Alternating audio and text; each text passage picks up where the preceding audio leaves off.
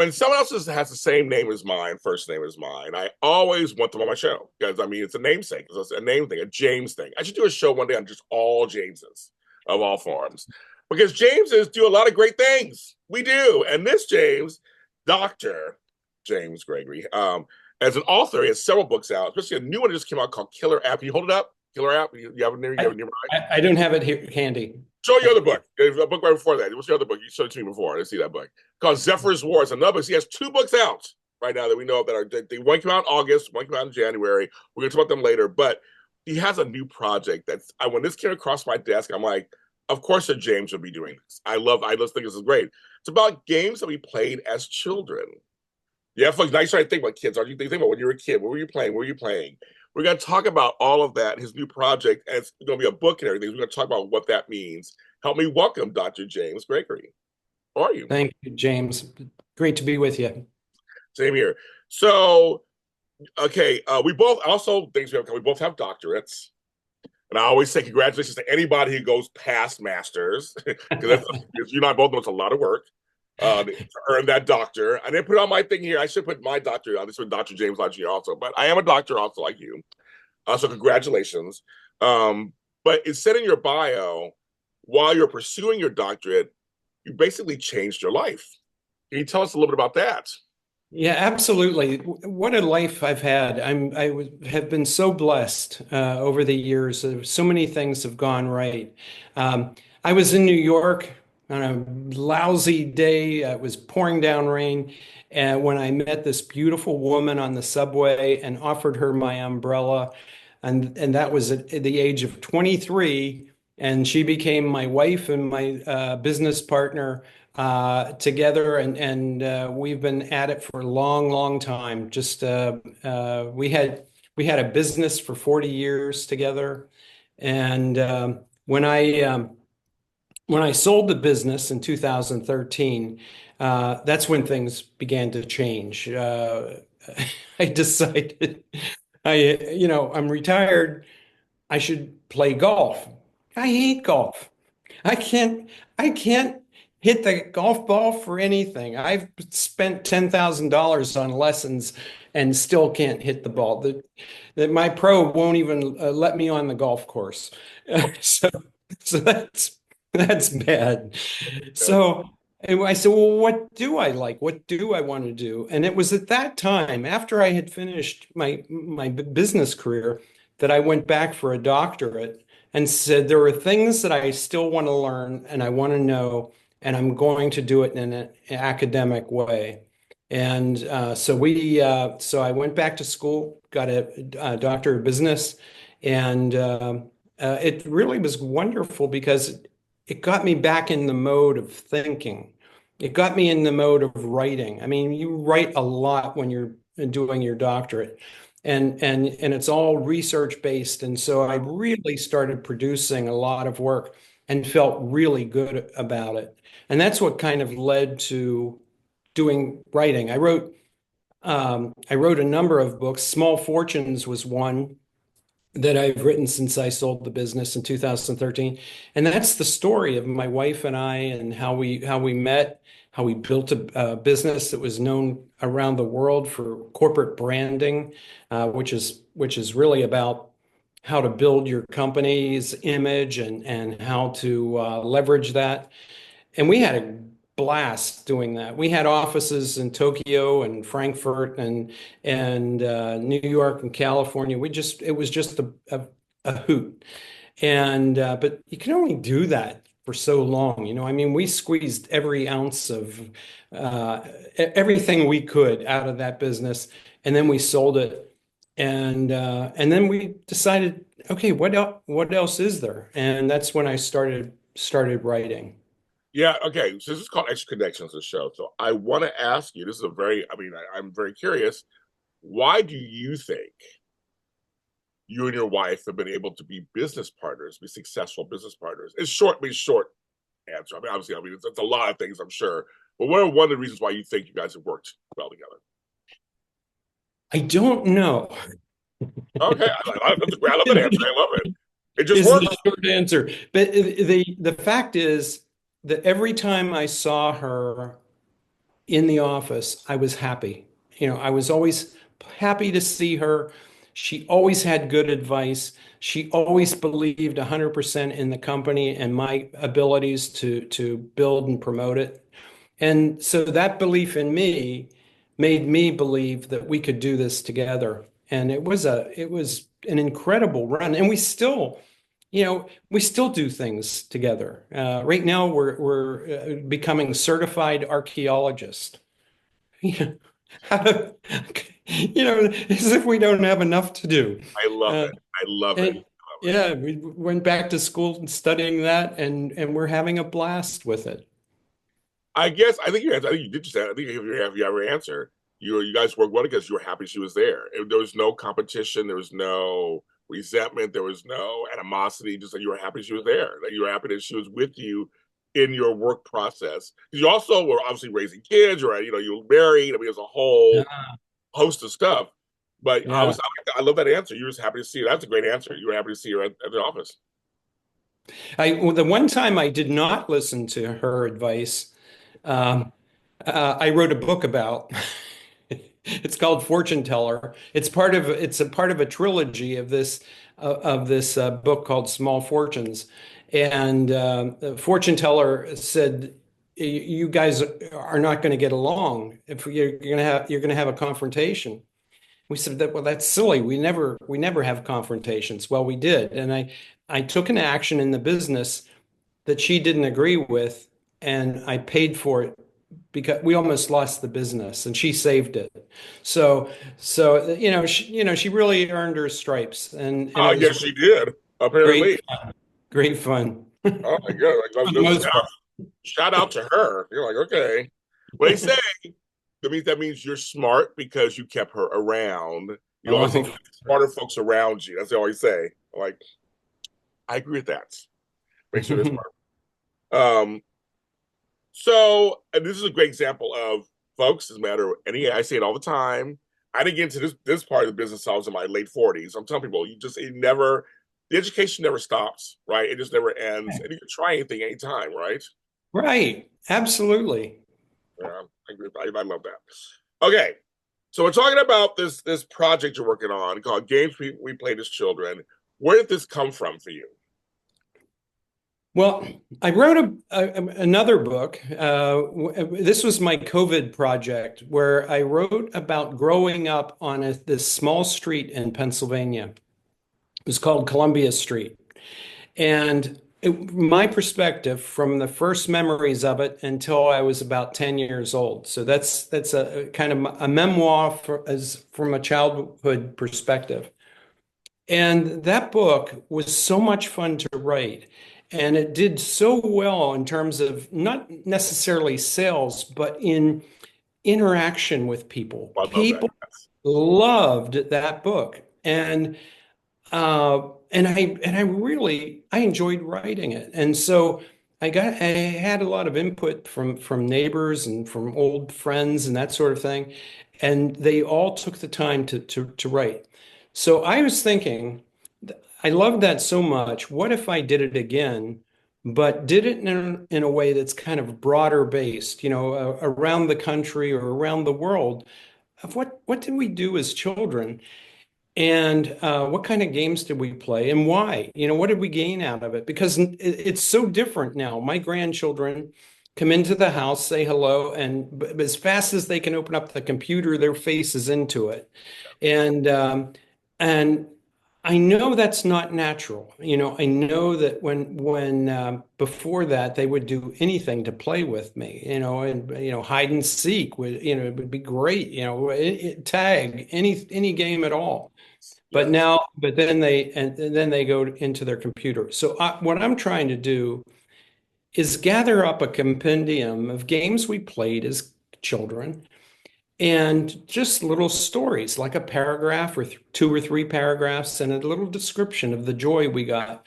It's amazing the outpouring from people that talk about their childhood games.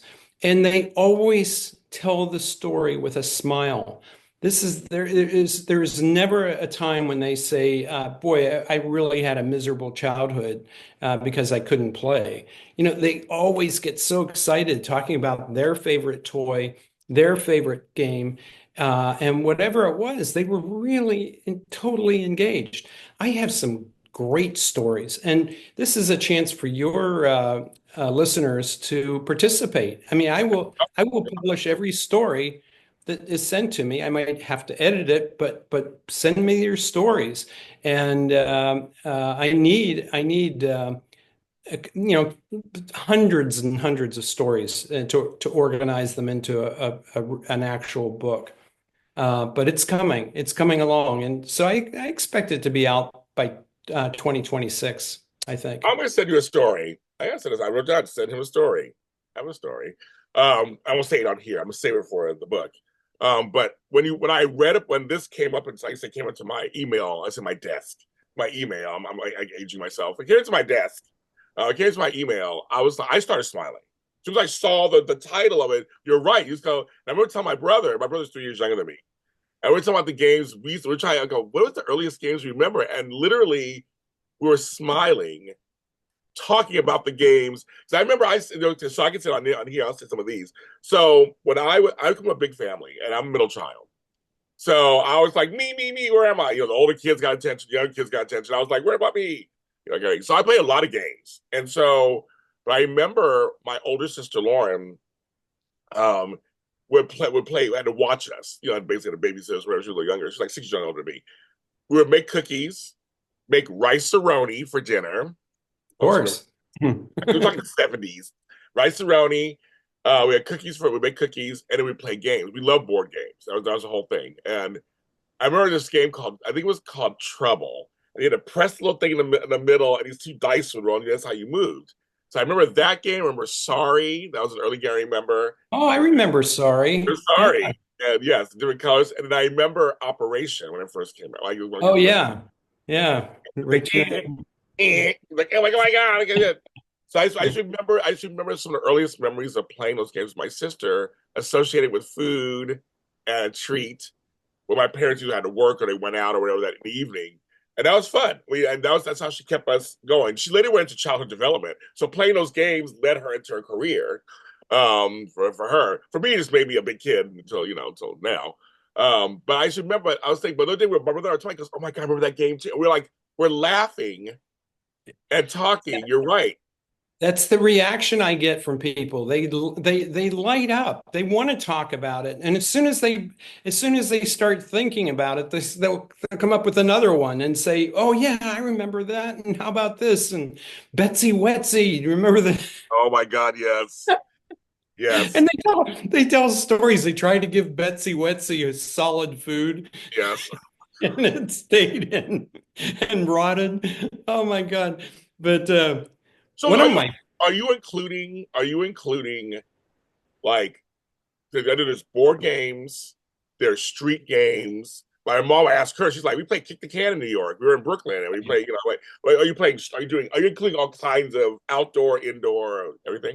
everything, whatever anyone wants to share, Okay. it will get in there. I might have to organize it or move it with something else, but so far, man, I mean, everybody gets it, and they don't write too much. They just tell the story from their perspective. Don't worry about punctuation and that sort of thing and spelling. I'll take care of that. But some of the things are just remarkable. One person wrote in and she said, when I was a child, I was working for my father was an ambassador for this country in Africa, and I was in an isolated outpost. There were no children whatsoever. The only other person was my sister, and she was like 4 or 5 years younger than me, so it was really a big gap. But I would create soldiers out of leaves. I would create circuses and trapeze and all these things. And I always had a role for my sister, but it was my creation. Oh man, that's imagination at work. That is as cool as it gets. And another person who had immigrated from Cuba said, my happiest times were in Cuba. And that really surprised me. I thought, oh, all the suppression and Yeah, everything.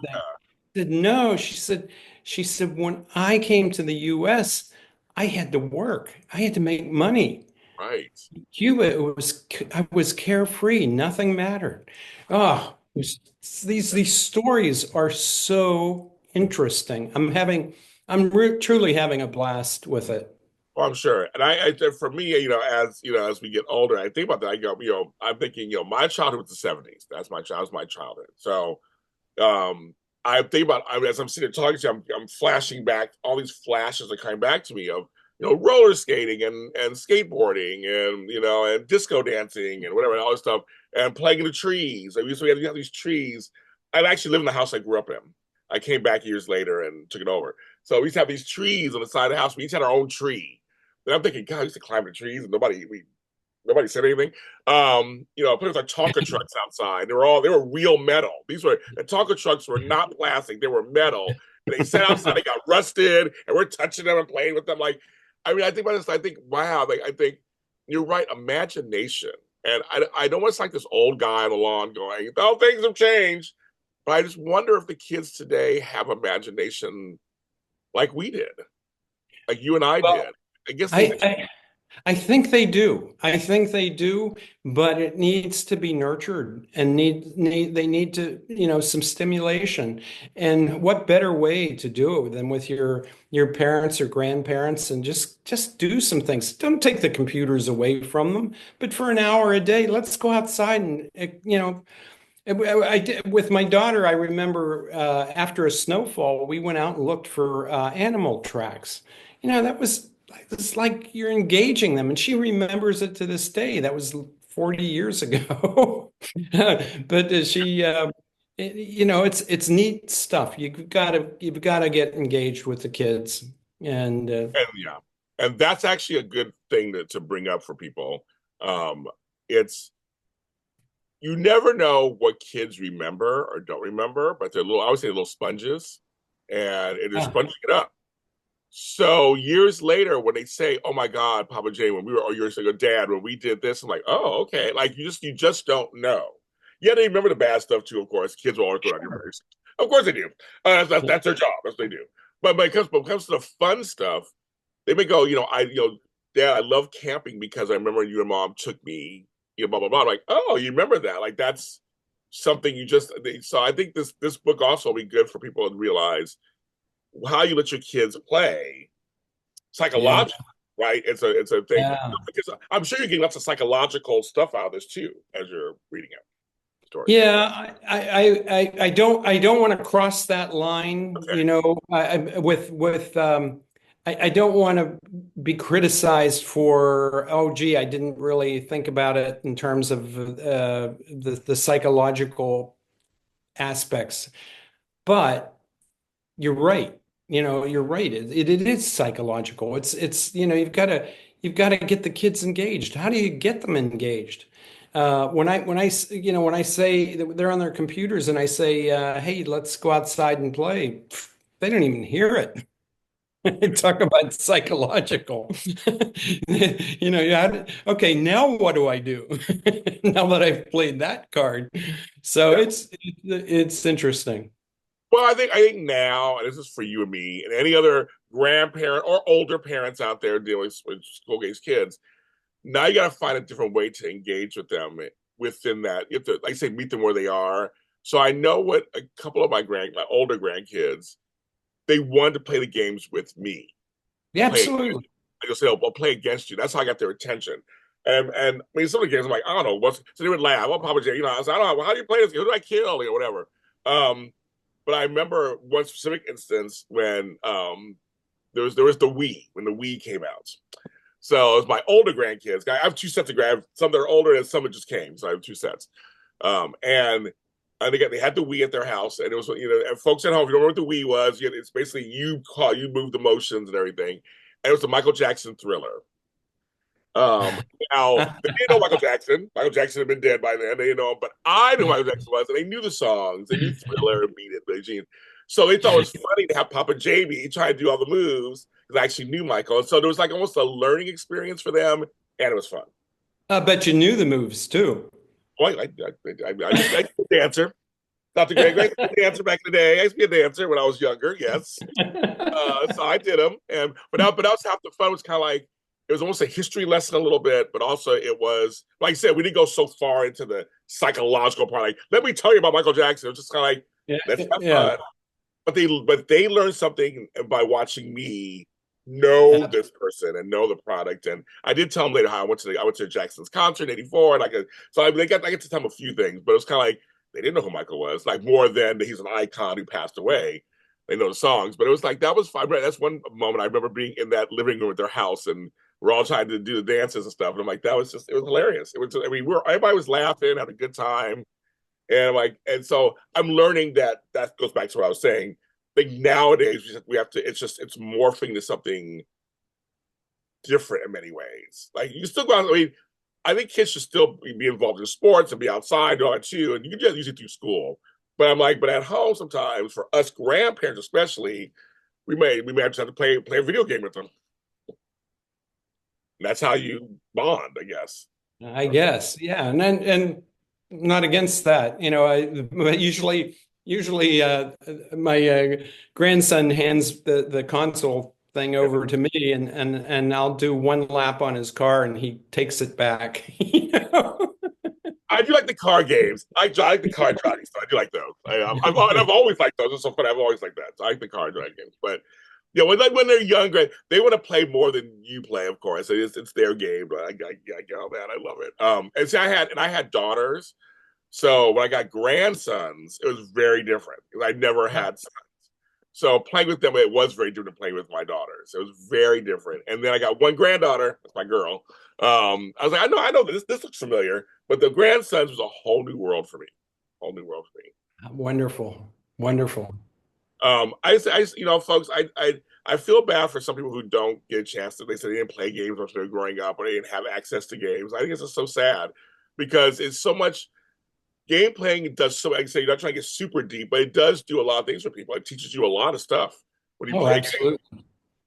Like any game, you play anything, it teaches you a lot of functions. It teaches you how to count. It teaches you how to spell. It teaches you how to move. That kind of And stuff. yeah, how to win, how to lose. I mean, Yeah. all those things are important. It's being a good player, and good sport. All Yes. those things matter. Yes. Yeah. We were talking about off camera how I used to play cops and with the Cowboys and Indians and stuff. And I was saying how we used to play cops and robbers when I was a kid too or whatever. So like it's like that has just kind of changed now. So Yeah. as you're getting all the stories, what are you seeing so far? Is it mostly from a long time ago, or are you getting a nice mix so far of newer versus older, or how's it working Well, for the people I've been going to are older. They're more my age, and so the games pretty much all sound familiar to me, even though I don't know them all. And that's been an interesting issue in itself. They telling me, "Oh yeah, here's this game," and I had never heard of it in my life, and then I have to look it up. you? Yes. Perplexity is very good. The app Perplexity All is right. is Okay. is Okay. wonderful for that. It helps you learn the game, Okay. or teaches you the rules of the game. But I'm going to have a good mix. I mean, if people write to me and say, this is a current game that we play, so it's not all about old games, it's current games too. Well, that's great. I'm happy to include it. I just like the whole idea of people getting together and doing things, and enjoying themselves and enjoying the relationship that they have. Well, I have a host of one of my shows. He's an actual football coach. When we have a show, high school, he's part of a gaming community, and they play board games. They're all grown Ah, ups, and so it's around the world, and they play board games, and it's this whole thing. So games are not gone, folks. So I mean, it's a total thing that's still going on. And I think you know what happens sometimes, and Dr. Gregory knows this. We've been around the world long enough. Things are cyclical. And I uh, think things come back around. And I think, during the pandemic, especially, I saw a lot of people playing board games. Through a lot of natural disasters when you have no power, you can't get on the computer or a laptop or anything. Board games and other games and playing outside come back to life. So I would say, this stuff does come around. So I'm not surprised there's a large community of game players. That's a very interesting point. And, it's fun. You want to have a good time. And so I think that that's part of the trend as well. You don't need to punish yourself by not doing it. Have fun, have a good time. That's all I'm trying to say. I'm not trying to make your book any deeper than it is, but I just noticed that it's the things that come out of it. I can't help myself. So just things that come out of it. Like it's like what's just called extra connections. Those are the connections I make out of your thing. But I know your book promises to be just a fun book, reminding everybody out there what games there were, what games there are. I'm sure, right? As we all that, right? Absolutely. Yep. I'll make sure that. So I look forward to it. I'm going to write you a story. I can make sure a story. I'm trying to encourage all of my people. If you're watching this or listening to it, you can also listen to it on all streaming service platforms. So if you want to send it, you send it to me if you want to. I'll send it in and connect you guys. But if they want to send it to you directly, what should they do? My email address is jim@jamesrgregory-books.com. jim@jamesrgregory-books.com.